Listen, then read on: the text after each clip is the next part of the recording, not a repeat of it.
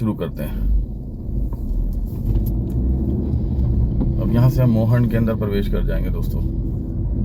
थोड़ी दूर पे वो गुफा आएगी, वो टनल जिसके क्रॉस करने के बाद में आगे जाया जाता है।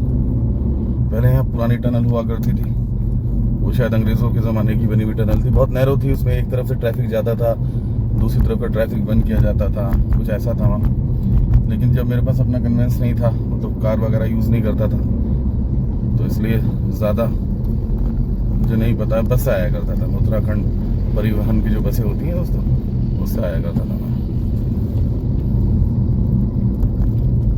बहुत खूबसूरत सफ़र है दोस्तों। ये रास्ता बहुत अच्छा बना है, गवर्नमेंट काम बहुत अच्छा कर रही है यहाँ पर। ये राइट हैंड लेफ्ट में दोस्तों ये साल का जंगल है, इस साल के वृक्ष हैं जिसे साखू भी बोलते हैं, साल साखू।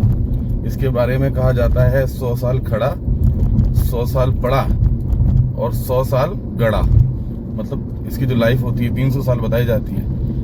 अंग्रेज़ों के ज़माने में इससे रेलवे के स्लीपर बनते थे, जिसपे रेलवे ट्रैक होता है ना, उसके नीचे जो लकड़ियाँ लगी होती हैं, अब तो सीमेंट के आते हैं वो। लेकिन एक वक्त था दोस्तों जब ये साखू की लकड़ी यानी साल की लकड़ी के बनते थे।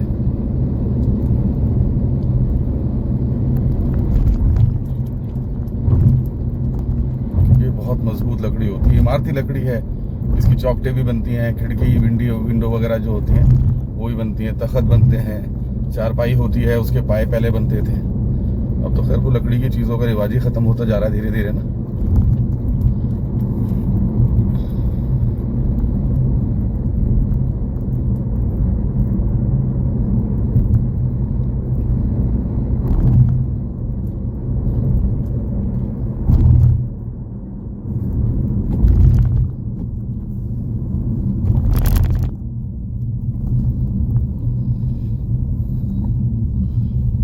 देहरादून शहर बहुत अच्छा शहर है और मुझे पसंद भी बहुत है यहाँ आना, यहाँ घूमना। यहाँ एक्चुअली घूमने के लिए बहुत कुछ है यहाँ दोस्तों।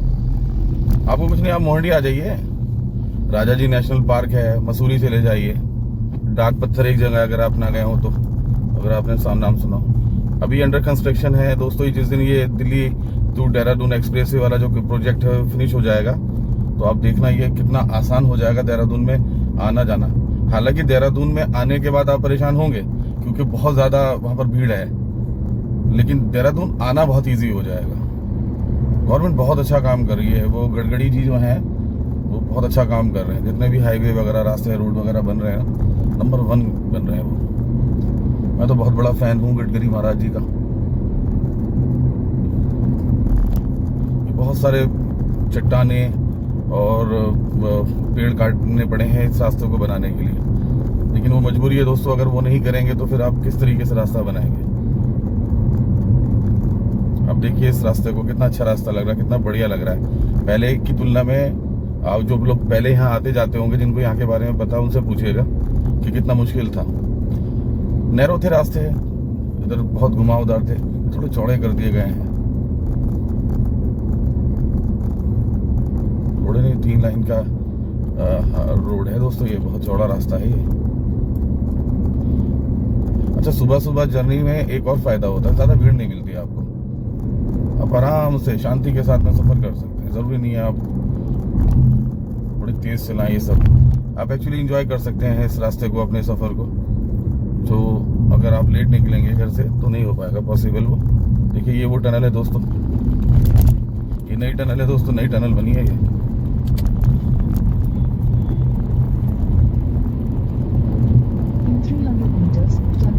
National Highway 307.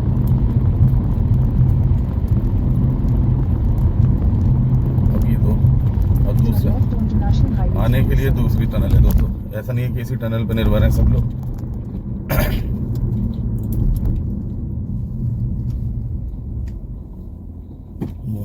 अच्छा इधर जाना है, यहाँ से सिंगल रोड, ठीक है। Continue on National Highway 307 for 15 kilometers.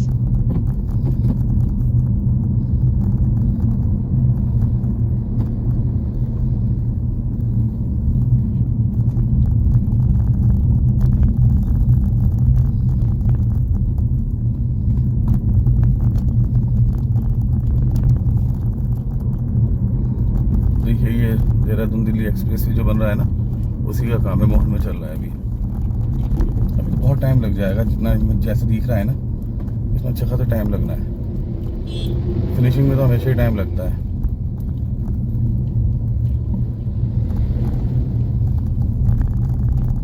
बोले इस मोहान के सफर को आप एंजॉय कीजिए।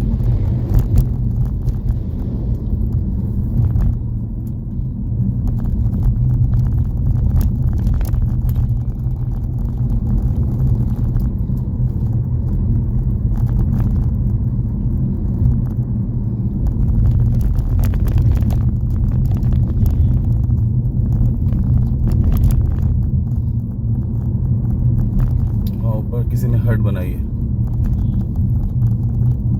इधर भी हट बना हुआ है।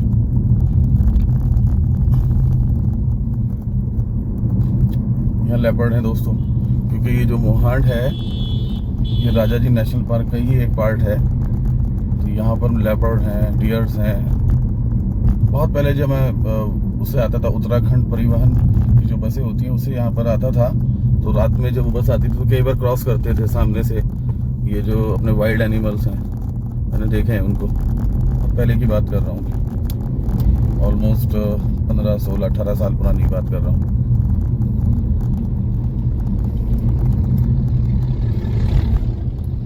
कुछ दिन के बाद में दोस्तों जो नया रास्ता बन जाएगा ना, तो ये रास्ता बंद कर दिया जाएगा, इमरजेंसी के लिए खोला जाएगा इस रास्ते को, लेकिन इसको वैसे ऐसे ही छोड़ दिया जाएगा। धीरे धीरे करके ये वाइल्ड का हिस्सा बन जाएगा। किसी इमरजेंसी में इसे यूज़ किया गया तो किया गया, अदरवाइज ये जो वाइल्ड का हिस्सा है वो बन जाएगा। वो दूसरा रास्ता शायद वो वही है, ये वाला रास्ता बंद कर दिया जाएगा। बस यहाँ तक तो काम काफ़ी अच्छा हो चुका है।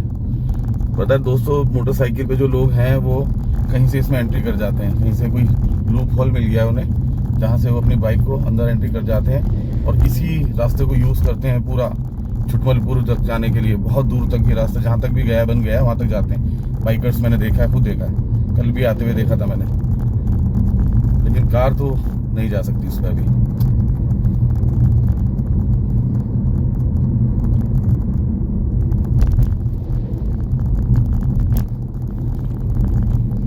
अब ये ट्रक वाला बहुत परेशान करेगा, बहुत ज़्यादा परेशान करने वाला ट्रक वाला ये।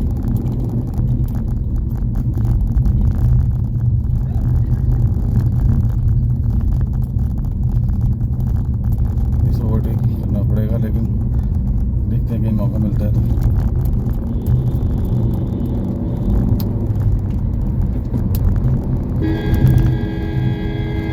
चलिए दोस्तों, लकीली हमने इसे ओवरटेक कर लिया, अदरवाइज ये हमारा जीना हराम कर देता।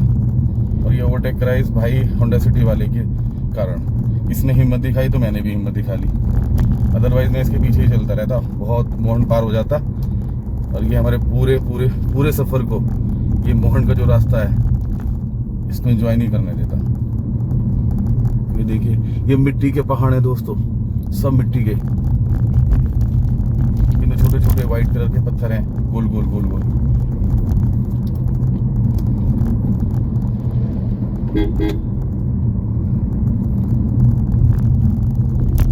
ये देखिए दोस्तों, ट्रक चल गया है या क्या हुआ है, टेढ़ा पड़ा हुआ है, किसी ने इसके पहिए भी खोल लिए। ये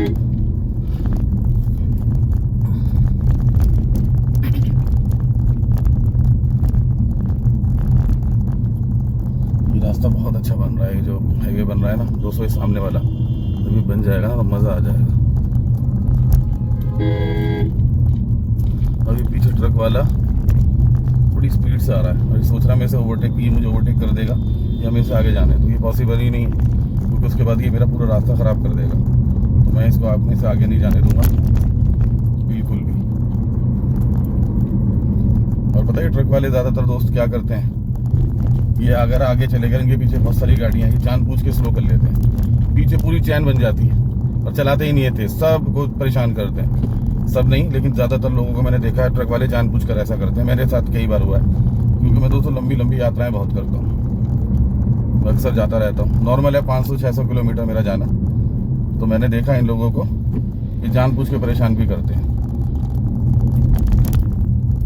सब नहीं, लेकिन कुछ तो करते ही हैं। फिर उनकी लड़ाई भी होती है, क्योंकि हर आदमी में इतनी नहीं होता है शांत। जैसे मैं तो एडजस्ट कर लेता हूँ, कोई दिक्कत नहीं, चलो जी थोड़ा देर पहुँच जाएंगे। लेकिन कुछ लोग होते हैं ना, उनका हाई टेम्पर्ड होते हैं वो लोग, वो लड़ जाते हैं इनसे।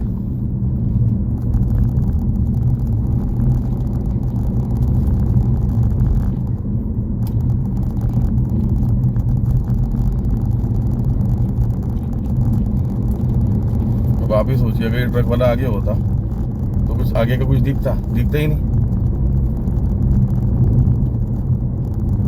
अब आगे हमारे एचपी वालों का एक पेट्रोल टैंकर जा रहा है।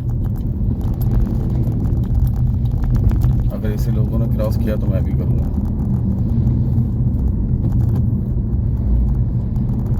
लेकिन मुझे लगता नहीं है इतना ही मौका देगा। वो एक्सपर्ट बंदा है।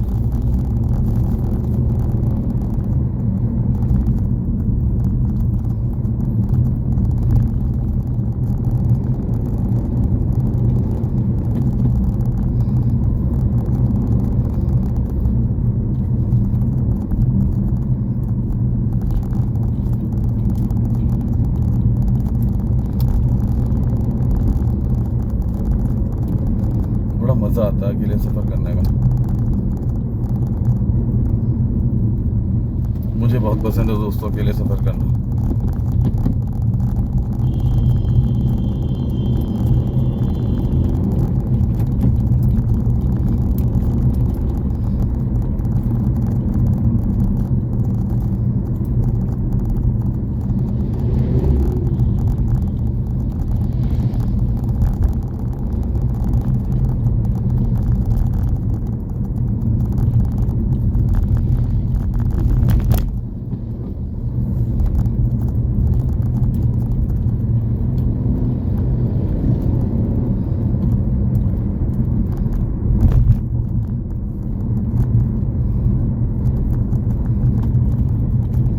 देखिए दोस्तों, ये जो टैंकर है सामने एचपी वालों का, इसने चैन बनाई हुई है। हम 4 कार हैं इसके पीछे, और मेरे पीछे वही ट्रक है जिसे हमने अभी ओवरटेक किया है। वो मुझे हॉर्न दे रहा है बार बार। अब मैं भाई इसके ऊपर चढ़ तो जाऊंगा नहीं। जैसे मुझे रास्ता मिल रहा है, जैसे मेरे सामने वाले लोग चल रहे हैं, वैसे मैं चल रहा हूँ। और वो जो टैंकर है वो मौका नहीं देगा किसी को आगे निकलने का। वो लोकल बंदा है। टैंकर भी बहुत बड़ा नहीं है जैसे दिल्ली के शहरों में और जगह होता है, थोड़ा छोटा है उससे। और वो बड़ा एक्सपर्ट बंदा है, वो सही चला रहा है।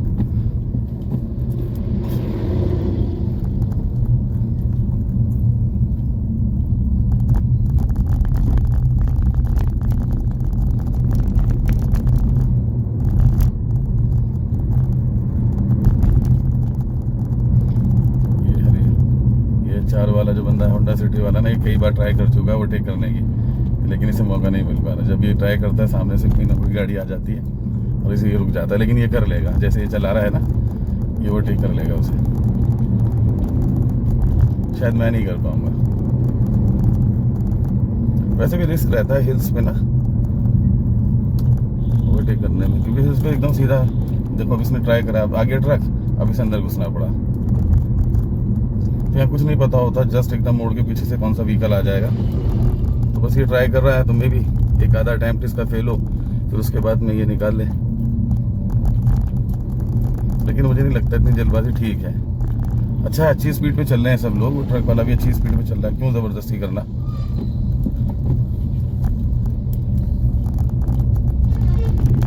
रिस्क लेने वाली बात है।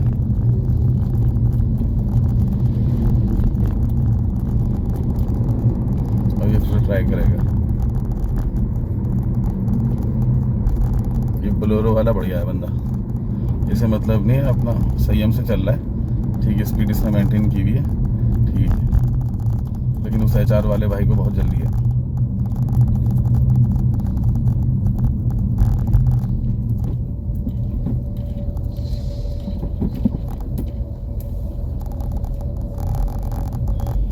यहाँ इस HR वाले को ओवरटेक करना था, लेफ्ट से अगर इसे करना था तो यहाँ वो कर सकता था, लेकिन उसने नहीं किया। मैं उधर कर लेता इस टाइम यहाँ से। अब कह रहा है मुझे मौका नहीं मिल पाया यार, शिट। तो निकाल गया, ले गया। मैं मैं नहीं निकालूंगा भाई, आगे कुछ दिख नहीं रहा, अंधा मोड़ है। अगर बताओ इस टाइम कोई गाड़ी आ जाए तो क्या होगा दोस्तों। अब देखो ये है, यहाँ किया जा सकता है 1%। ये मैंने भी ओवरटेक यहाँ से फाइनली दोस्तों कर लिया।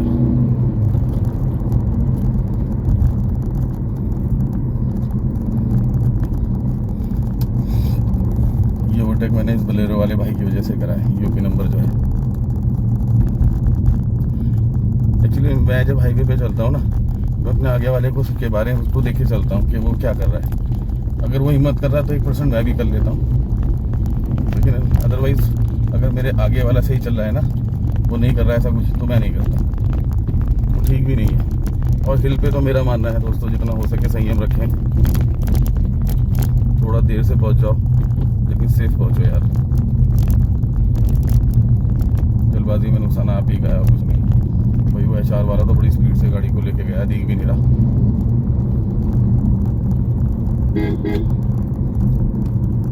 हाँ वो निकल गया, उसे वो तो दिख भी नहीं रहा, वो गायब हो गया बंदा, बड़ी स्पीड से चला रहा है वो।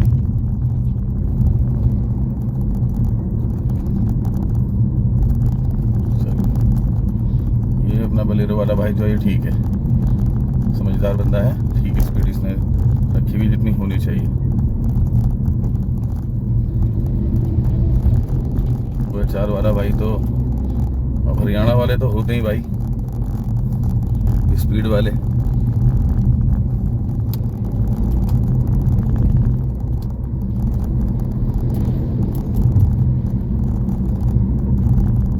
तो थोड़ा सा और बचा है दोस्तों ये मोहान का सफर, उसके बाद ही खत्म हो जाएगा। फिर मैं अपना कैमरा ऑफ कर दूंगा और फर्स्ट CNG पंप पे जब पहुंचूंगा तब ऑन करूंगा, अगर मुझे याद रहा।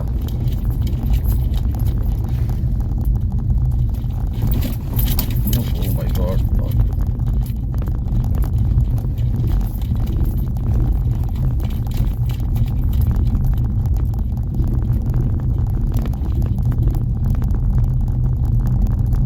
बहुत जल्दी दोस्तों वो वाला रास्ता बन जाएगा ना, बन रहा है नया, बहुत आसान हो जाएगा, अच्छा भी हो जाएगा। हालांकि इन रास्तों को हम मिस करेंगे, ये घुमावदार जो रास्ते होते हैं हिल्स के, उनका अपना ही एक आनंद होता है उन पे चलने का।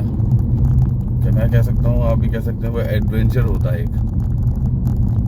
लेकिन अब हाईवे एकदम सीधा जा रहा है, बड़ा चौड़ा हाईवे, रिस्क खत्म हो जाएगा, स्मूथ हो जाएगा सब, रास्ता आसान हो जाएगा और छोटा हो जाएगा सब। ये सब जो है हिल्स के जो घुमावदार रास्ते हैं उनको एंजॉय नहीं कर पाएंगे। यहाँ से दोस्तों दिल्ली 221 किलोमीटर का बोर्ड लगा हुआ है, सहारनपुर 48 किलोमीटर है, दिल्ली 221 किलोमीटर है और हम दिल्ली ही जा रहे हैं।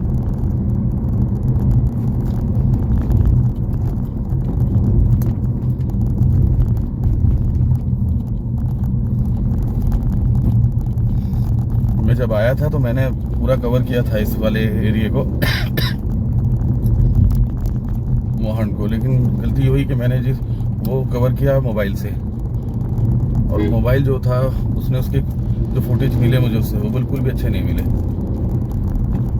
वो क्या कहते हैं, स्टेबलाइजेशन जो सिस्टम होता है ना उसमें नहीं था इतना अच्छा। तो हालांकि उसने बहुत अच्छी फुटेज ली है, लेकिन जैसे होनी चाहिए ना वैसी नहीं थी, क्योंकि वो इतनी पावर का फ़ोन नहीं था, बस स्पेयर में था, अच्छा था, बहुत बढ़िया फ़ोन था, वो भी है मेरे पास। तो मैंने सोचा चलो उसी से अपना कवर कर लेते हैं, फ्री तो है ये, कैमरा लगाने की ज़रूरत क्या है। लेकिन जब मैं देहरादून पहुंचा, मैंने फुटेज देखे तो मैं उनसे बिल्कुल तसल्ली नहीं हुई मुझे, मैंने कहा यार बेकार में। फिर मैंने सोच लिया था कि जब मैं जाऊंगा तो अब जाने वाला जो सफ़र होगा उसको अच्छे कैमरे से रिकॉर्ड कर लूँगा। चलिए दोस्तों, मोहन ख़त्म हो गया। ये उत्तर प्रदेश राज्य में आपका स्वागत है। अब हम उत्तर प्रदेश में आ गए हैं, उत्तराखंड ख़त्म हो गया है यहाँ से। शायद लेफ्ट में उत्तराखंड है, राइट में उत्तर प्रदेश है, ऐसा कुछ है।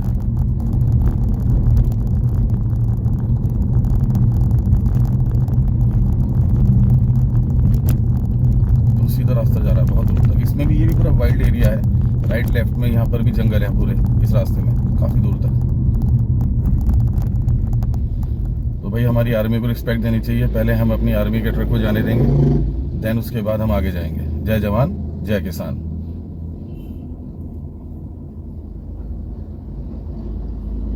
कितना बड़ा ट्रक है, देखिए कितना ऊंचा है, इसकी ग्राउंड क्लियरेंस देखिए।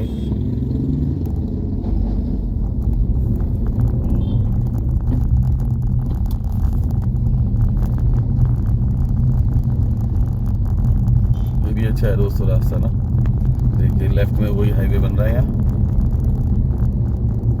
और राइट में ये क्षेत्र भी राजा जी नेशनल पार्क का मतलब उसके अंडर में ही आता होगा, क्योंकि यहाँ पर भी साखू के पेड़ हैं। और साखू का जो पेड़ है ना दोस्तों, वो वाइल्ड में अपने आप उगता है, उसकी फार्मिंग नहीं की जा सकती, ऐसा मैंने सुना है या पढ़ा है। क्योंकि मैंने कभी भी साखू की जो फार्मिंग होते हुए नहीं देखा। सागवान की तो फार्मिंग होती है, हमारे गांव में होती है। मेरे खुद के बहुत सारे पेड़ हैं, 10-15 पेड़ हैं सागवान के, ऐसे लगाए थे, वो अच्छे खासे बड़े हो गए वो। लेकिन साखू का पेड़ मैंने नहीं देखा किसी को बोते हुए, और शायद मैंने ऐसा कुछ पढ़ा है या सुना है कि साखू की फार्मिंग नहीं होती। जैसे आपने सुना होगा पाइन नट्स जो होते हैं, चिलगोजे के जो पेड़ होते हैं ना दोस्तों, उसकी भी फार्मिंग नहीं हो सकती, वो वाइल्ड में नेचुरली ग्रो होता है, ऐसा कुछ सुना है मैंने उसके बारे में। और चिलगोजा एक बहुत महंगा ड्राई फ्रूट है, नॉर्मली 4,000-5,000 रुपये केजी के हिसाब से मिलता है। मुझे तो फ्री मिल जाता है। मेरे एक दोस्त हैं वहाँ के, वो उत्तराखंड के हैं, ऊपर के एकदम पहाड़ों के, तो उनके पेड़ हैं वाइल्ड में, उनके एरिया में, उनके खेत में जो होते हैं नेचुरली ग्रो है, तो उसके अंदर से वो हार्वेस्ट जब भी करते हैं ना सीजन में, तो मुझे दे देते हैं। उनका वीडियो भी बनाया हुआ है मैंने, तो मुझे दे देते हैं। जितने वो देते हैं सोच लीजिए वो 15-20 हज़ार के होंगे इतने वो, अगर मैं उन्हें खरीदने जाऊँगा। और उसके बाद भी वो क्वालिटी नहीं मिलेगी जो होनी चाहिए क्वालिटी। आप चिलगोजे को कभी खरीद के खाइएगा, उसमें एक अजीब सी स्मेल आती है, जैसे रखे हुए बहुत दिन के रखा हुआ ड्राई फ्रूट होता है ना, ऐसा कुछ पाउडर सा फील होता है, मज़ा नहीं आता उन्हें खाने में। लेकिन जो वहाँ से आते हैं, जो मेरे मित्र हैं मुझे देते हैं, वो बहुत टेस्टी होते हैं दोस्तों खाने में।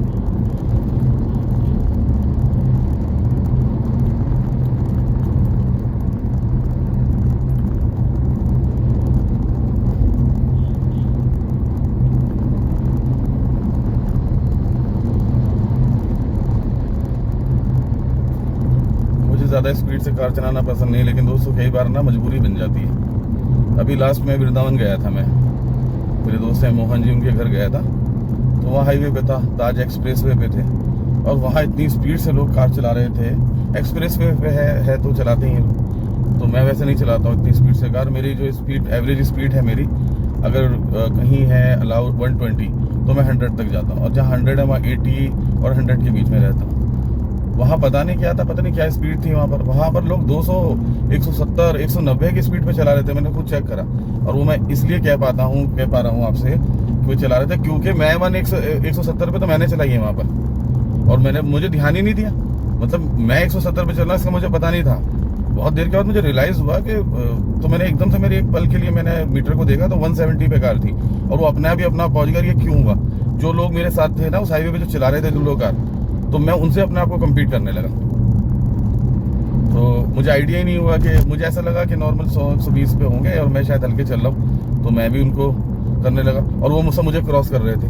तो मैंने रियलाइज़ करा कि 170 की स्पीड पे मैं चल रहा हूँ और ये क्रॉस करके स्पीड से आगे जा रहे हैं, तो इसका मतलब तो ये 190-100 पे ही होंगे ना। 170 बहुत स्पीड होती है दोस्तों। हालांकि मैं बहुत देर तक नहीं रहा 170 पे, एक पल मैं समझता हूँ शायद 1 मिनट, 1.5-2 मिनट, 2-3 मिनट ही रहूँगा। उसके बाद मुझे रियलाइज़ हो गया था, बॉडी शेक करने लगी थी मेरी, और अजीब सा मुझे कुछ फील होने लगा था। क्या कहते हैं उसे, वो 6th सेंस दोस्तों, उसने मुझे बताया कि मैं गलत कर रहा हूँ, क्योंकि मैं इतनी स्पीड से मैंने कभी कार नहीं चलाई है, ना मैं चलाना चाहता हूँ, ना चलानी चाहिए, मेरा ही मानना है दोस्तों। तो मेरी जो छठी इंद्री है, तो उसने कहा कि भैया क्या कर रहे हो तुम ये। एक पल में मुझे एकदम ऐसा रियलाइज़ हुआ कि हाँ यार, देखा 170 था। एकदम से मैंने धीरे धीरे रिलीज़ करा पैडल को, और मैं अपनी जो स्पीड होती है बस, उसके बाद मैंने सोच लिया कि कोई किसी पे भी चलाए, मैं अपना मीटर के हिसाब से चलूँगा। फिर नहीं चलाई मैंने, बस वो लाइफ में पहली बार ऐसा हुआ। 500 meters, continue straight. तो लाइफ में फर्स्ट टाइम ऐसा हुआ कि एकदम से ना चाहते हुए भी 170 पे कार पहुंच गई। आइडिया ही नहीं रहा मुझे इस बात का बिल्कुल कि मैं 170 पे हूँ। और ये हुआ उन लोगों की वजह से जो वहाँ पर ऑलरेडी जो थे हाईवे पे। Continue straight. तो इस तरीके से हुआ था। यहाँ से दोस्तों ये रास्ता, वो रास्ता जो बाद में जुड़ जाएगा ना, जो एक्सप्रेस वे बन रहा है दोस्तों, इतना हिस्सा उसका खोला गया है ये वाला। यहाँ से आगे सीधा मोहन की तरफ चला जाएगा मेरे बैक साइड में। Continue for 1.5 kilometers. ये ऐसा कुछ रास्ता होगा दोस्तों, 3 लाइन का है ये, एक तरफ से, उधर 3 लाइन का है।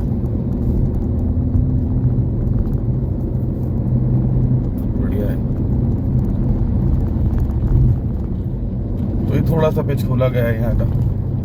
आते टाइम भी मैंने देखा था इसको, इसी से आया था मैं। तो जो बता रहे हैं ना लोग कि थोड़ा हिस्सा खोल दिया गया, तो दोस्तों वो थोड़ा हिस्सा ये वाला है।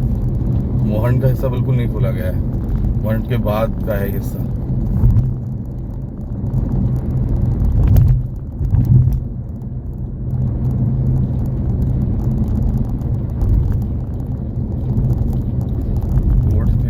दिल्ली बागपत सहारनपुर, सीधे जाइए। In 600 meters, merge with National Highway 307.